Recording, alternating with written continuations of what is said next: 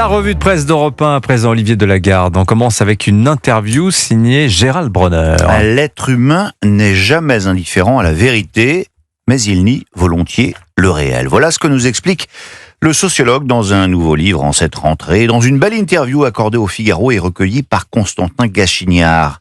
La plus vieille forme d'ingénierie humaine est la magie, la superstition.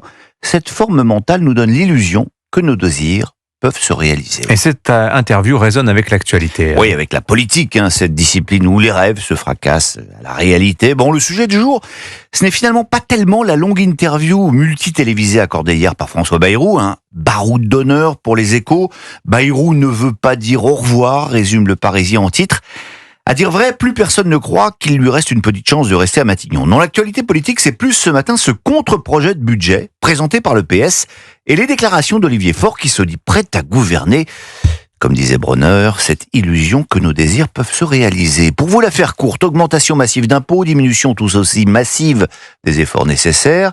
Bref, résume Étienne Lefebvre à la une des Échos. Malgré le virage vers la politique de l'offre opéré par François Hollande, le PS n'a toujours pas retenu les leçons de 2012. Le PS, ces vieux démons fiscaux, c'est le titre de cet édito. C'est la gauche la plus dangereuse du monde, affirme pour sa part Rémi Gaudot en première page de l'Opinion. Sous l'influence néfaste des insoumis, cet autre chemin conduit droit au précipice, écrit-il, preuve qu'il paraît bien fragile de compter sur les socialistes pour éviter le pire.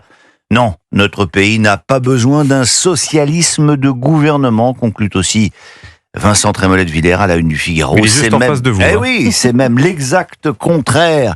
Il a besoin dans les semaines et les années qui viennent, et c'est la responsabilité historique de la droite, ajoute-t-il, d'un gouvernement dont le socialisme, ce mal français, serait absent. Mais laissons tout de même le mot de la fin sur ce sujet à un socialiste, Jean Peyrelevade, banquier, économiste, encore encarté au PS, mais qui n'a pas peur de dire ce qu'il pense. Vous lirez sa chronique dans l'Opinion.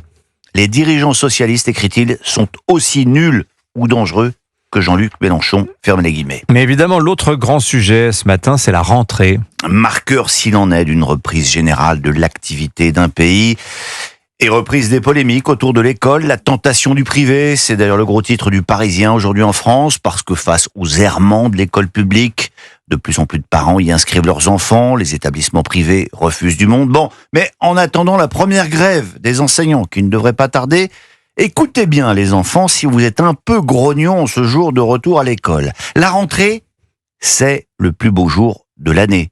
C'est ce qu'affirme en tout cas Geneviève Jurgensen en dernière page de La Croix. Alors la chroniqueuse ne garde pas que des bons souvenirs de sa scolarité, elle a même redoublé 2 fois, avoue-t-elle. C'est-à-dire que l'école c'était pas génial pour elle, mais finalement ce n'est pas si grave parce que la rentrée c'est le moment parfait, affirme-t-elle, un instant rare où l'on est sûr de faire ce que l'on doit.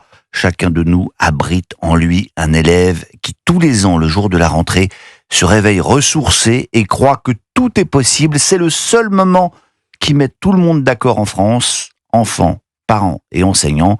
Il faut y croire, après tout, cette forme mentale nous donne l'illusion que nos désirs peuvent se réaliser. Voilà, et demain matin, ce sera plus vraiment le cas. Merci beaucoup, Olivier Delagarde. Signature Europe